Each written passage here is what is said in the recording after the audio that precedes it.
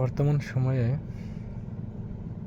সবগুলো আরব কান্ট্রিতে আস্তে আস্তে গরমের হার বাড়তেছে।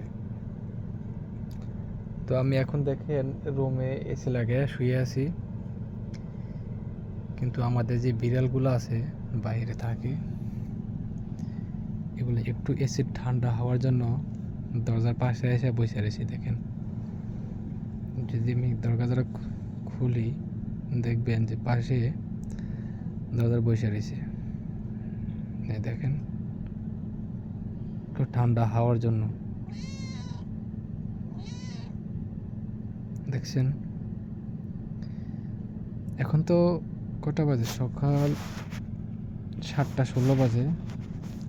তাপমাত্রা এখন মনে হয় 30-35 এরকম হইব। যখন